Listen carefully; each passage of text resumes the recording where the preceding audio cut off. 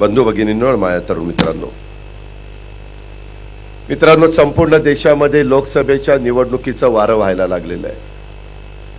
सर्व राजकीय पक्ष आपली आपली भूमिका लोकांना सांगायला सुरुवात केलेली आहे। महाराष्ट्रामध्ये देखील 48 लोकसभेच्या जागेच्या बद्दलचा काय चित्र लोकांच्या समोर राहणार याबद्दलचा तर्क वितर्क सोशल मीडियाच्या माध्यमातून, प्रिंटिंग प्रेसच्या आणि प्रिंटिंगच्या माध्यमातून त्या ठिकाणी होतोय। एकंदरीतच हे सगळं काम होत असताना आपण बघताय की सध्या लोक पाहतायत की नक्की काय होणार। मधल्या काळामध्ये भाजप शिवसेना वेगवेगळे लढणार अशा प्रकारचं साधारण वातावरण तुमच्या माझ्या महाराष्ट्रामध्ये निर्माण झालेलं होतं।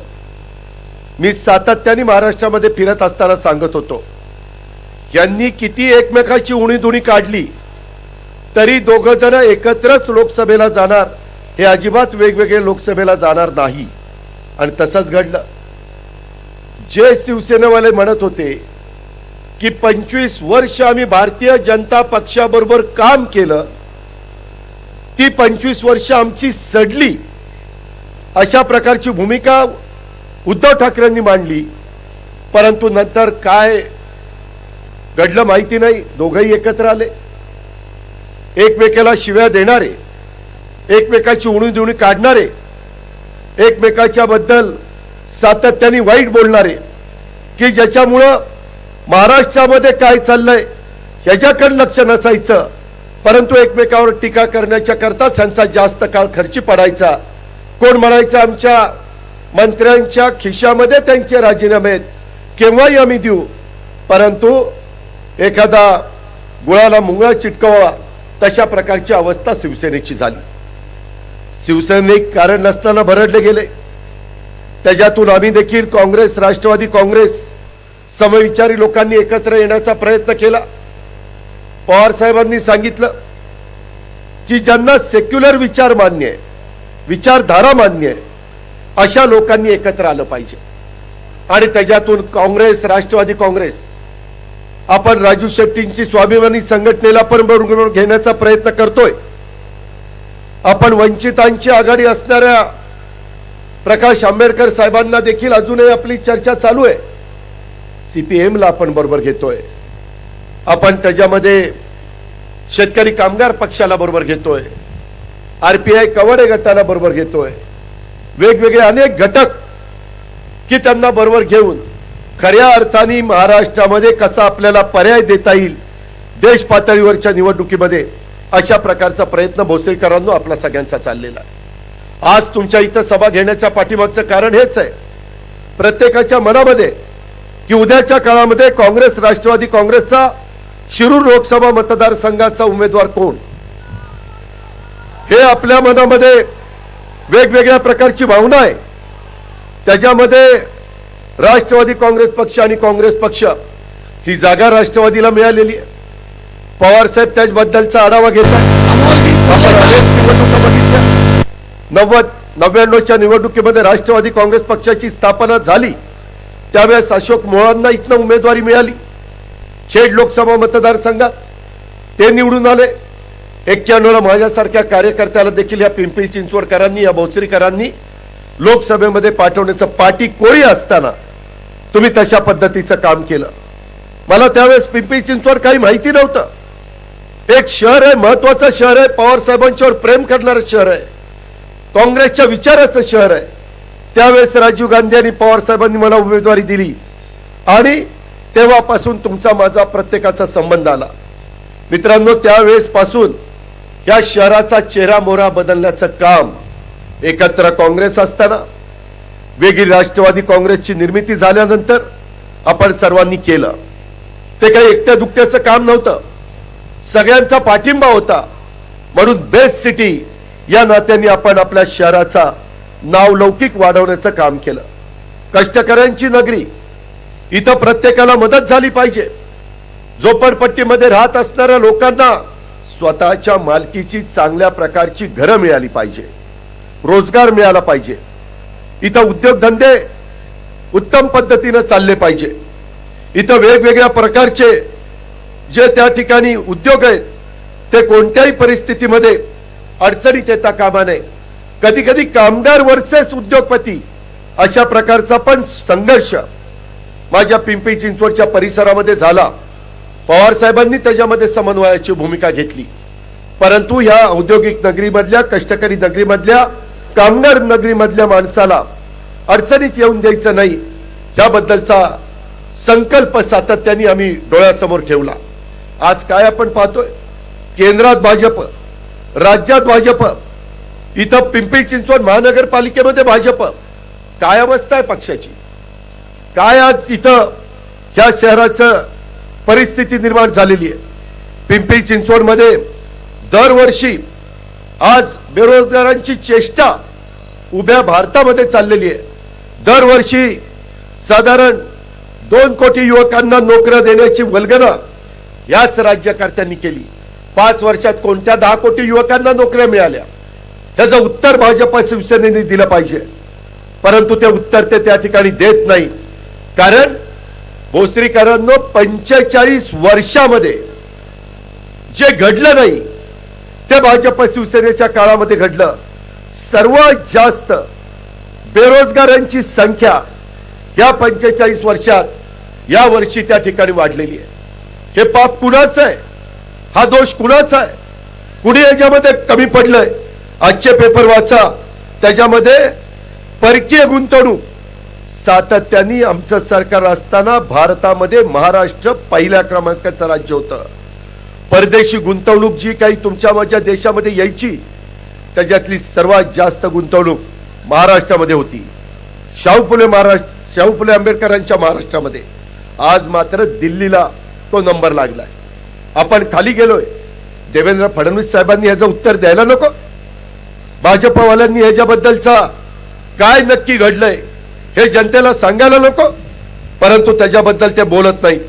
आज मोदी सरकारने गेल्या 5 वर्षामध्ये किती रोजगार निर्माण केले त्याची आकडेवारी आज अखेर दिलेली नाहीये. पेपर उघडा, करोडो रुपयाचा पैसा जाहिरातबाजीवर खर्च चाललेला. जे पान उघडाल तिथं पंतप्रधान, आणि त्यांनीच सगळं केलंय, बाकीच्यांनी काहीच केलं नाही. इंदिरा गांधींनी काही केलं नाही, वाजपेयींनी काही केलं नाही, मनमोहन सिंगांनी काही केलं नाही, राजीव गांधींनी काही केलं नाही, लाल बहादूर शास्त्रींनी काही केलं नाही, पंडित जवाहरलाल नेहरूजींनी काही केलं नाही.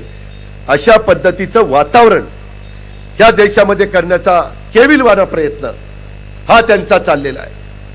जाईल तिथं त्या ठिकाणी कुठं भूमिपूजन, कुठं उद्घाटन.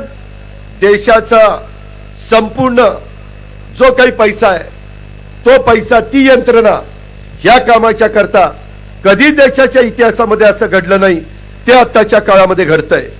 Make in India, make in Maharashtra या अंतर्गत मला भोसरीकरांना तुम्ही सांगा, पिंपरी चिंचवड मध्ये किंवा माझ्या चाकणमध्ये, तळेगावमध्ये, तिथल्या MIDC मध्ये, हिंजवडी किंवा तळवडे इथल्या IT पार्क मध्ये किती कंपन्या भाजप शिवसेनेचं केंद्रात आणि राज्यामध्ये सरकार आल्यानंतर आल्या? एक तरी आली का? कसं बेरोजगारांना काम मिळणार आहे? त्या कंपन्या बंद पडतायत, त्याबद्दल कुणी बोलायला तयार नाही. कामगार उद्ध्वस्त होत आहेत, त्याबद्दल देखील कुणी काही सांगायला तयार नाही. आज आपली उद्योग नगरी ही गुन्हेगारी नगरी बनलेली आहे. भोसरीकरांनो, उद्योग नगरीला गुन्हेगारांचा विळखा पडलाय. गेल्या वर्षभरामध्ये मी माहिती काढली, तब्बल 72 खून आपल्या या उद्योग नगरीमध्ये झाली. 93 जणांच्यावर खुनी हल्ले झाले. अशा अनेक गुन्ह्यांच्या मध्ये पिंपरी चिंचवडच्या लौकिक मातीत मिसळण्याचं काम या भाजप शिवसेनेवाल्यांनी केलं. पोलीस दल काय करताय? पोलीस यंत्रणा काय करते? मुख्यमंत्री काय करताय? कुणाचा दरारा आहे का? का चांगले अधिकारी आणले जात नाही? का कामामध्ये त्याच्यामध्ये अडचणी दूर केल्या जात नाही? परंतु यांना कुणालाही तुमच्या माझ्या शहराकडे, जिल्ह्याकडे, राज्याकडे लक्ष द्यायचं नाही. म्हणून अशा प्रकारची अवस्था आज आपली सगळ्यांची त्या ठिकाणी झालेली आहे. फक्त रोजगार मिळावे घेऊन रोजगार मिळत नसतात. रोजगार मिळण्याच्या करता उद्योगधंद्यांना पोषक अशा प्रकारचं वातावरण गुंतवणूक करण्याच्या करता करायचं असतं. परंतु आज कुठलाही उद्योगपती पैसा खर्च करायला तयार नाही. थांबा, नंतर पाहू, आत्ताचं वातावरण चांगलं नाही. त्याच्यामुळं आमच्या मुलांची मुलींची वय निघून चालली, नोकरीचे दिवस निघून चाललेत. काय करावं ते त्यांना काही कळेना. आज भाजपची मतार पूर्णपणे सत्तेतून पैसा, पैशातून सत्ता, सत्तेची मस्ती आलेली आहे, सत्तेची नशा चढलेली आहे, सत्तेची गुरमी चढलेली आहे. रावसाहेब दानवेंच्या सारखे त्यांचे प्रांताध्यक्ष काय भाषा वापरतायत, शेतकऱ्यांना शिव्या देतायत. काही ठिकाणी सांगतात पैसे दिले तर पैसे घ्या. कोण पैसे देणार आहे? 5 राज्यांच्या निवडणुकीमध्ये आपल्या देशाला संपूर्ण चित्र त्या ठिकाणी पाहायला मिळालं. आज भाजपच्या अनेक वाचाळवीरांना पोचण्याचं काम त्या ठिकाणी चाललेलं आहे आणि आपल्या सगळ्यांच्या समोर वेगवेगळ्या प्रकारच्या अडचणी हे या राज्यकर्त्यांनी निर्माण करण्याचं काम हे निश्चितपणे त्या ठिकाणी केलेलं आहे. तुम्ही पहा, स्मार्ट सिटी ही कल्पना पुढे आणली. काय स्मार्ट सिटी झाली माझ्या पिंपरी चिंचवडमध्ये? पुण्यामध्ये कोणता प्रकल्प आला? कोणत्या प्रकल्पाला पैसे मिळाले? मला आता दत्ता साने सांगत होते की दादा, पवना आणि इंद्राणी नदी सुधारचा कार्यक्रम संपूर्ण देशामध्ये चाललाय. पवना आणि माझी इंद्राणी याला जलपर्णीनं पूर्णपणे व्यापून टाकलंय. 22 करोड रुपये फक्त जलपर्णी काढण्याच्या करता हे शहाणे खर्च करायला निघाले. 22 करोड कशाला मिळतात? तुमच्या आमच्या काळामध्ये या शहराला पाणी चांगल्या पद्धतीने दिलं जात होतं, रोज पाणी मिळायचं, शहर वाढत होतं. बंद पाईपलाईन बंद पाणी आणण्याचा निर्णय पवना धरणातनं घेतला. बाबा अस्केरचं पाणी मंजूर केलं, त्याच्या संदर्भात आंध्र प्रकल्पाचं पाणी मंजूर केलं. काय झालं? आज पाणी का मिळत नाही? भाजप काय करताय? शिवसेना काय करते? शिवसेनेचे दोन्ही खासदार काय करतायत? शहरातले 3 आमदार काय करतायत? याचं उत्तर नागरिकांना मिळालं पाहिजे. परंतु ते उत्तर देण्याची दानत या राज्यकर्त्यांची नाहीये. आम्ही ज्याला बेस्ट सिटी बनवलेलं होतं त्याला कचरा सिटी करण्याचं काम यांनी केलेलं आहे. अक्षरशः कचऱ्याची विल्हेवाट नीट लावली जात नाही, सगळीकडे खोदून ठेवलेले. आम्ही म्हणत होतो निगडी टू कात्रज अशी मेट्रो करा, ती पण मेट्रो मंजूर करत नाहीये. आज का उद्या नागपूरची मेट्रो सुरू होतीये, कारण तिथं देवेंद्र फडणवीस आणि नितीन गडकरी लक्ष देत आहे. आपल्या नंतर काम सुरू झालं, त्यांची मेट्रो सुरू झाली. इथं पालकमंत्री देखील तुमचं माझं पुण्याचं पिंपरी चिंचवडचं बघण्याच्या करता लक्ष देत नाहीये, खासदार लक्ष देत नाही. पुणे आणि पिंपरी चिंचवड मध्ये 11च्या 11 आमदार हे भाजप शिवसेनेचे निवडून आलेले, त्यांच्या विचाराचे निवडून आलेले. तरी देखील आपल्या शहराला भरीव अशा प्रकारची आर्थिक मदत होत नाही. दिलीप वळसे पाटील, मी, हर्षवर्धन पाटील ज्यावेळेस या पुणे जिल्ह्याचं नेतृत्व मंत्रिमंडळामध्ये करत होतो त्यावेळेस या शहराला करता आणि शेजारच्या शहराच्या करता जिल्ह्याच्या करता पैसा आणत होतं. आदरणीय पवार साहेब दिल्लीतनं पैसा द्यायचे, Jawaharlal Nehru national urban renewal mission मधनं पैसा आणला. करोडो रुपयाचे वेगवेगळे प्रोजेक्ट आम्ही निर्माण केले, वेगवेगळे फ्लायओव्हर केले, सबवे केले, ग्रेड सेपरेटर केले. ते आमचं कर्तव्य होतं. कर्तव्याच्या भावनेतनं राष्ट्रवादी काँग्रेस पक्ष आणि आम्ही सगळ्या कार्यकर्त्यांनी मिळून ह्या सगळ्या गोष्टी केल्या. परंतु आता मात्र त्या ठिकाणी तशा प्रकारचं काम होताना दिसत नाही. मेट्रो कधी होणार हे कुणाला सांगता येत नाही. मेट्रो जेवढा विलंब होईल तेवढी कॉस्ट वाढणार आहे. किंमत वाढल्यानंतर तुमच्या मेट्रोचं तिकीट त्याचा दर त्या ठिकाणी वाढणार आहे. त्याच्याशी पण ह्या राज्यकर्त्यांना काही घेणे देणे नाही. अशा प्रकारची परिस्थिती आज या राज्यकर्त्यांनी त्या ठिकाणी निर्माण केलेली आहे. याचा कुठेतरी विचार तुम्ही केला पाहिजे. पगार न मिळाल्यामुळे एचच्या कर्मचाऱ्याची आत्महत्या कामगार नगरीची वाताहत झाली आहे. कधी पाठीमागच्या काळामध्ये याच्यामध्ये काही अडचण आली तर इथले कार्यकर्ते पवार साहेबांना भेटायचे, पवार साहेब लक्ष द्यायचे, मार्ग काढायचे. मोहम्मदभाई पानसरे असतील, बाकीचे सगळे माझे सहकारी असतील, कुणालाही विचारा मार्ग कसा निघायचा. परंतु गेल्या 4 वर्षात देशातील कर्मचाऱ्यांची अक्षरशः वाताहत करण्याचं काम ह्या भाजप शिवसेनेच्या सरकारने केलेलं आहे. एचे कंपनीतील कर्मचारी 20 महिन्यापासून त्यांना पगार मिळालेला नाहीये. सरकारच्या नाकारतेपणाला कंटाळून शुक्रवारी एका कर्मचाऱ्याने आत्महत्या केली.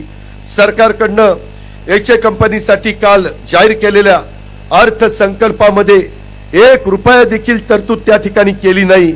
हे पिंपरी चिंचवडकरांनी विसरता कामा नये. राज्य सरकारच्या बजेटमध्ये तरतूद नाही, केंद्र सरकारच्या बजेटमध्ये तरतूद नाही. प्रश्न सुटणार कसे? नुसती भाषण करून त्या ठिकाणी अर्थ संदर्भातले प्रश्न सुटत नाही, त्याच्यातनं निधी मिळत नाही. आणि म्हणून याही गोष्टीचा विचार तुम्ही सगळ्यांनी केला पाहिजे. ज्यावेळेस बेस्ट सिटी होती, मला वाटतं योगेश बहलच महापौर असताना तो पुरस्कार आपल्या सगळ्या शहराला मिळाला. सातत्य आम्ही टिकवलं. माझं स्वतःचं लक्ष असायचं, इतरांचं लक्ष असायचं. साहेब देखील बारकाईने त्या ठिकाणी लक्ष द्यायचे, दिलीपराव वळसे पाटील लक्ष द्यायचे. मित्रांनो, आता पाणी पुरवठ्याची काय समस्या आहे? गुन्हेगारी वाढली नाही का? पर्यावरणाचा विचार इथं होतो का? दळणवळणाच्या सुविधा सक्षम आहेत का? कामगारांच्या अपेक्षेचा विचार इथं झालाय का? शहराचा बकालपणा वाढलाय का नाही वाढला? रस्त्यांच्यावर टपऱ्यांचं साम्राज्य झालं की नाही? स्मार्ट सिटीचं स्वप्न दाखवणाऱ्यांनी पेढे वाटले, फटाके फोडले, मात्र अर्थसंकल्पामध्ये स्मार्ट सिटीच्या करता ठोस अशा प्रकारची तरतूद करावी लागते. ती तरतूद मात्र केली नाही. जाहिरातबाजीवर मात्र करोडो रुपयाचा पैसा चाललाय. मध्ये मला सांगण्यात आलं, सुप्रिया आपली खासदारच सांगत होती, म्हणली दादा बेटी बचाओ बेटी पढाओ ह्याच्याकरता जेवढी तरतूद केंद्र सरकारने केली त्याच्यातला सर्वात जास्त निधी जाहिरातबाजीवर खर्च केलेला आहे. हे असं कधी मागच्या काळामध्ये घडत नव्हतं, परंतु ते त्या ठिकाणी घडतंय. शिक्षक भरतीमध्ये कुठेही लोकांना मदत होत नाहीये. आरोग्य खात्याची भरती बंद, शिक्षक भरती बंद. आता निवडणुका आल्या, आता जाहिराती सोडण्याचं काम चाललंय. 2-3 दिवसात आचारसंहिता लागणार आहे. आचारसंहिता लागल्यानंतर काही भरती होणार आहे? परंतु निव्वळ गाजर दाखवण्याचं काम. मगाशी विलासनी सांगितलेली गोष्ट खरी आहे. हा भोसरीचा आणि हडपसरचा शहरी भाग शिरूर लोकसभा मतदारसंघात येतो, पण जुन्नर, खेड, आंबेगाव आणि शिरूर हवेली हा सगळा भाग ग्रामीण भाग आहे. आता मी नारायणगाव मधनं आलो, तिथली लोक म्हणतात दादा आमच्या मालाला किंमत नाहीये, कांद्याला भाव नाहीये, टोमॅटोला भाव नाहीये, गाजराला पण भाव नाहीये. ही अवस्था आहे. गाजरं दाखवतात पण भाव नाही. ही गोष्ट भोसरीकरांना लक्षात घ्या. उसाला भाव नाही.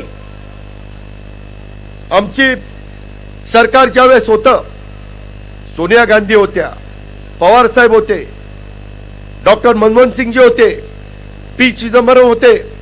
71,000 कोटीचा कर्जमाफीचा निर्णय घेतला. शेतकरी जगला पाहिजे तर राज्य जगेल, शेतकरी मोडला तर राज्य मोडेल. शेतकऱ्याचा 7-12 कोरा केला. आज काय चाललंय? कर्जमाफी मिळाली का? 3-3 वर्ष कर्जमाफी कुठं असती का? परंतु तशा पद्धतीचं काम चाललंय. कुठेही कुणी लक्ष द्यायला तयार नाहीये. दुष्काळामध्ये जनता होरपळतीये, त्यांना मदत होत नाहीये.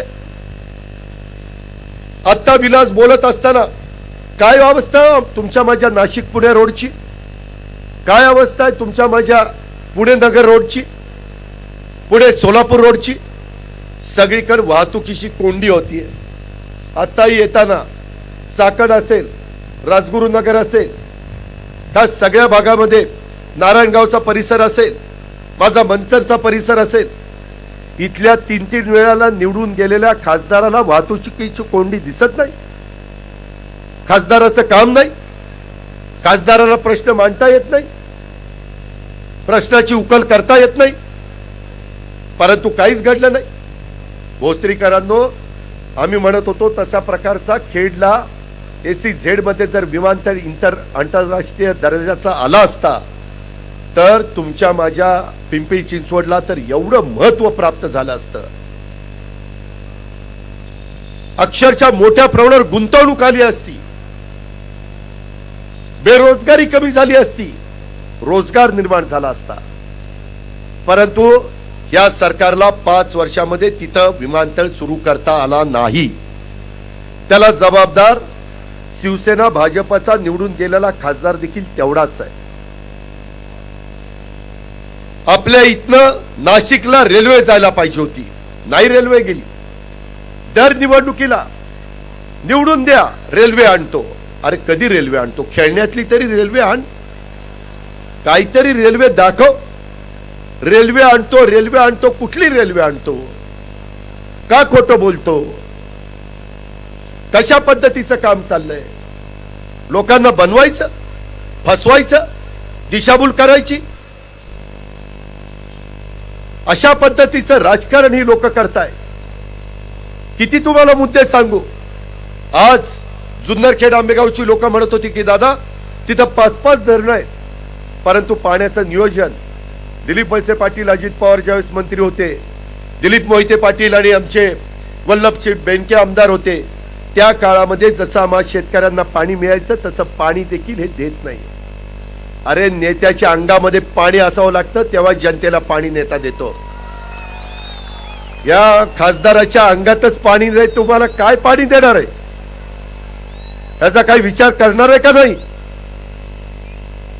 आता माग इजा बिजा तिजा झालीये.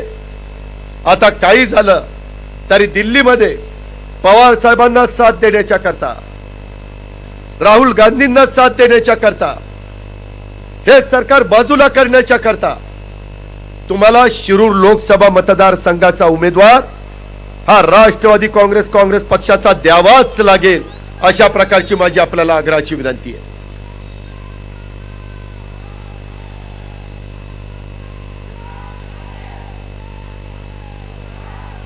आता काय बेंबीच्या देठापासून ओरडताय? याला 2009 ला कुठं गेला होता? यालाच तिकीट दिलं होतं आणि मीच होतो तेव्हा बटन दुसरी दाबली आणि आता नाही ते दाबायला सांगतायत. 20 दिवस काही थापा मारू नका. ते आपल्यात मराठीत म्हण आहे, नाचता येईना अंगड वाकडं. तेव्हा का तुम्ही किती काही घोषणा दिल्या, जरा सबुरीनं घ्या. आपल्या पक्षामध्ये पवार साहेब जो निर्णय घेतो तो अंतिम निर्णय असतो. साहेबांना तुमचा सांगण्याचं काम आम्ही त्या ठिकाणी करू, परंतु शेवटपर्यंत त्या ठिकाणी राष्ट्रवादी काँग्रेस पक्षाला साथ देण्याचं काम मात्र आपण सगळ्यांनी केलं पाहिजे. मित्रांनो, आज काय परिस्थिती आहे? माझ्या आदिवासी भागातल्या लोकांना कुठल्याही परिस्थितीमध्ये त्या ठिकाणी मदत होत नाहीये. मी आता तुम्हाला सांगतो, आता जर परत आवाज आला ना तिकीटच कापून टाकेल. अजित पवार म्हणतात मला बाद झाला लाड, आवाज करायचा नाही. मित्रांनो, धनगर समाजाला आरक्षण देणार होते, मराठा समाजाला आरक्षण देणार होते, मुस्लिम समाजाच्या आरक्षणाचं काय झालं? माझ्या लिंगायत समाजाच्या आरक्षणाचं काय झालं? मराठा समाजाने लाखोंचे मोर्चे काढले आणि आता भरतीच्या वेळेस त्या मुलांना काही उपयोग होत नाही. जरा माहिती घ्या, अजिबात या आरक्षणाचा उपयोग होत नाहीये. आता धनगर समाजाला जवळ करण्याच्या करता काहीतरी थातूर मातूर सांगतायत. तिकडे आदिवासी समाज देखील नाराज व्हायला लागलेला आहे. राष्ट्रवादी काँग्रेस पक्ष सातत्याने सांगतोय 52% दिलेलं आरक्षण कोणताही धक्का न लावता तुम्ही इतरांना आरक्षण द्या, ही आपली भूमिका आहे.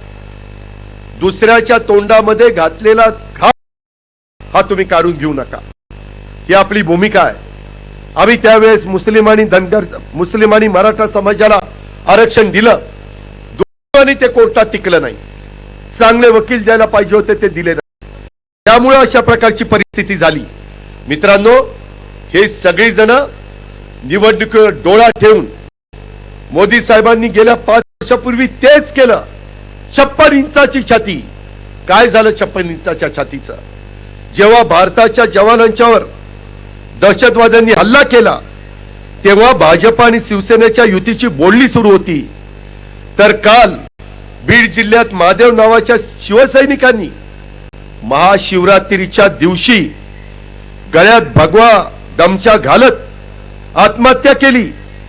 त्या महादेवानी शासनाची मुद्रा लोन, कुक्कुटपालन यासारख्या योजनांच्यासाठी प्रयत्न केल्याचं सांगितलं जात आहे। अनेक वर्ष सेनेचा झेंडा हातात घेत काम करणाऱ्या महादेवाचा शिवसेना आणि भाजप सत्तेत असताना देखील काम झालं नाही।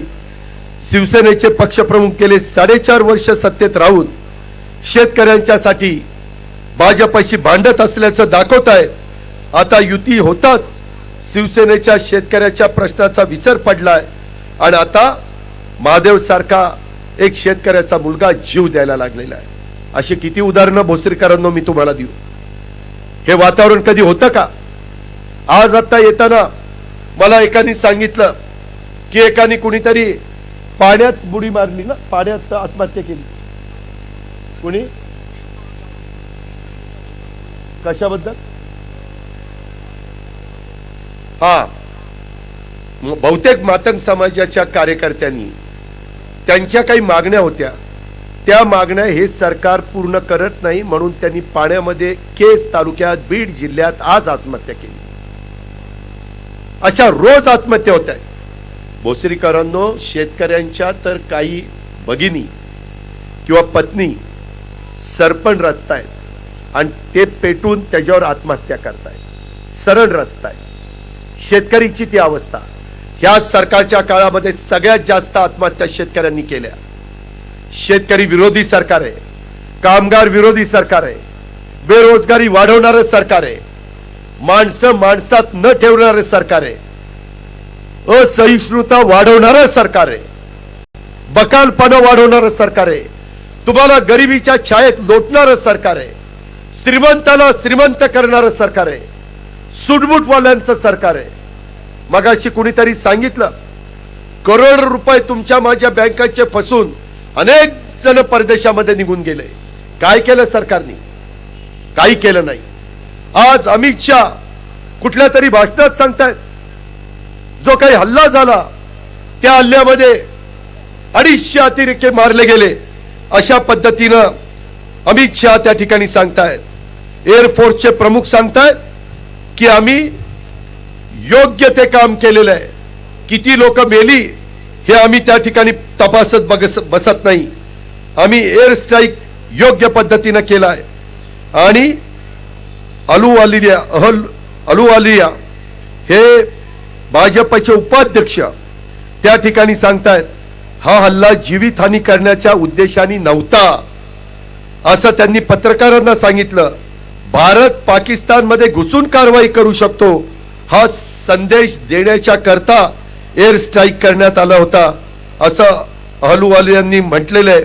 या हल्ल्यात किती दहशतवादी मारले गेले याचा आकडा पंतप्रधान किंवा कोणत्याही सरकारी प्रवक्त्याने दिलेला नाही, असं देखील ते त्या ठिकाणी म्हणाले। तुम्ही काय चेष्टा लावलेली आहे? आज आमचा जवान जीवाची बाजी लावतोय देशाच्या संरक्षणाच्या करता। संपूर्ण 125 कोटी जनता सुरक्षित राहिली पाहिजे याकरता तो त्या ठिकाणी लढतोय, वेळ पडली तर शहीद होतोय, परंतु त्याचा देखील राजकारण करण्याचं पाप हे भाजपवाले त्या ठिकाणी करताय। त्याचा विसर भोसरीवाल्यांनो तुम्ही पडून देऊ नका। पाठीमागच्या काळामध्ये ज्यावेळेस अशा पद्धतीनं लढाया व्हायच्या, अनेक पंतप्रधानांच्या काळामध्ये झाल्या, त्यावेळेस सर्वस्वी ते लढाई जिंकल्यानंतर ते पूर्ण लष्कराच्या मुळे, सैन्य दलाच्या मुळे, वायू दलाच्या मुळे, नेव्हीच्या मुळे हे सगळं घडलं। अशा प्रकारचा संदेश त्या ठिकाणी दिला जायचा। ह्या गोष्टीचा आपण त्या ठिकाणी निश्चितपणे विचार केला पाहिजे। आता मला चिठ्ठी आली, मला निवडून द्या, मला म्हणजे त्याला, माग खासदार जो निवडून दिला त्याला, मला निवडून द्या, बैलगाडा सुरू करतो, नाही चालू केलं तर खासदारकीचा राजीनामा देतो, अशा पद्धतीनं यांनी सांगितलं। झाला बैलगाडा सुरू, दाखवलं ना, भलं मोठं गाजर दाखवलं ना। आता कसं वाटतंय? गारगार वाटतंय. बरं वाटतंय का? मित्रांनो, शेवटी तुम्ही मी ह्या भागातले आहोत. मला दिलीपराव वळसे पाटलांना, तुम्हाला, मला सगळ्यांना जेवढं जिल्ह्याच्या करता आपुलकी प्रेम जिव्हाळा आहे तेवढं बाहेरच्या जिल्ह्यातले लोक येऊन इथं दाखवणार नाही. अरे इथं सकाळपासून संध्याकाळपर्यंत भूमिपूजन उद्घाटन करत आम्ही फिरायचो, प्रत्येक ठिकाणी जायचो. ही लोक बटन दाबून उद्घाटन आणि भूमिपूजन करतात. त्यांना फिरवत पण नाही, त्यांना शहरामध्ये जावंसं वाटत नाही, शहरातले प्रश्न समजून घ्यावंसं वाटत नाही. ही अवस्था आहे त्या भाजप शिवसेनेवाल्यांची. कोण वाली आहे मला सांगा ना. आज राज्य मंत्रिमंडळामध्ये पुण्याचे, पिंपरी चिंचवडचे, माझ्या ग्रामीण भागाचे प्रश्न मांडणारा कोण आहे? एक तरी नेता दिसतोय का? कुणाचं कोणी ऐकतंय का? आणि काय काय तर मंत्री, ते मध्ये त्या कोल्हापूरचे पालकमंत्री चंद्रकांत दादा पाटील, ते तर काही बरायला लागले. आता पवार साहेब देशाच्या करता, शेतकऱ्यांच्या करता, सर्वसामान्यांच्या करता सगळ्यांनी आग्रह केला म्हणून माढ्यामधनं उभे राहत आहेत. आणि दळवी चंद्रकांत पाटील सांगताय की यावेळेस पवार साहेबांचा पराभव होणार आहे. काय ही काय स्वप्नात आहे का काय, मला काही कळलं नाही. का बावचळून गेलाय कोणाला माहिती. ही बाबा कधी खासदारकी लढला नाही लोकांच्यातनं, कधी आमदारकी लोकांच्यातनं लढला नाही. त्याच्यामध्ये मागच्या वेळेस लाड, अरुण लाड आणि पाटील हे दोन उमेदवार उभे राहिले. म्हणून या महाराजांचं साधलं की काय करून काय नाही, काही बोलतायत. तुम्ही आता वयस्कर झाला, तुम्ही उभं राहू नका. अरे तुम्ही कोण सांगणार? तुम्हाला फुकटचा सल्ला द्यायला कोणी सांगितलं? चंद्रकांत पाटील साहेब, आपली पाटीलकी सांभाळा जरा. ती कशी व्यवस्थित राहील ती त्या ठिकाणी पहा. उगीच आमच्या नेत्याच्या बद्दल काहीतरी गरळ ओकण्याचं अजिबात कारण नाही. तुमची हिंमत असेल तर माझं आव्हान आहे, या माढ्यामध्ये दाखवा उभं राहून. नाही तुम्हाला चारी चिट शितपट केलं तर मग नावाचं सांगणार नाही, एवढं लक्षात ठेवा. परंतु उगीचच मागच्या काळामध्ये 5 वर्षापूर्वी नरेंद्र मोदी साहेबांची लाट आली आणि त्या लाटेमध्ये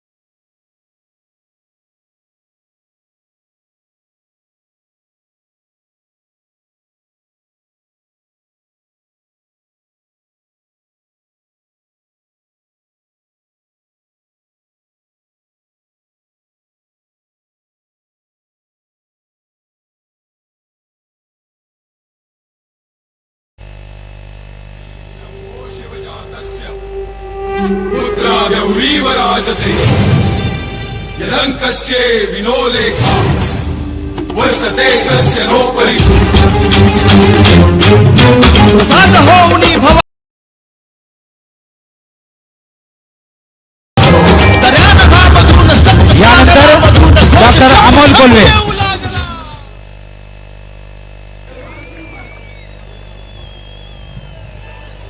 आदिशक्ती तुळजाभवानी, उभ्या हिंदुस्थानचा आराध्य दैवत छत्रपती शिवाजी महाराज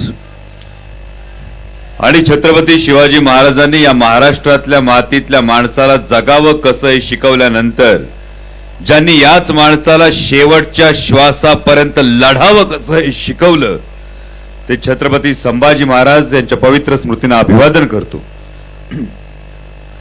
आज या राष्ट्रवादी काँग्रेस पक्षाच्या काँग्रेसच्या संयुक्त कार्यकर्ता मेळाव्यासाठी मंचावर उपस्थित असलेले पिंपरी चिंचवड शहरावर ज्यांचं विशेष प्रेम आहे ते महाराष्ट्र राज्याचे माजी उपमुख्यमंत्री सन्माननीय अजितदादा पवार साहेब, दिलीपरावजी वळसे पाटील साहेब. ही व्यक्ती राजकारणात आहे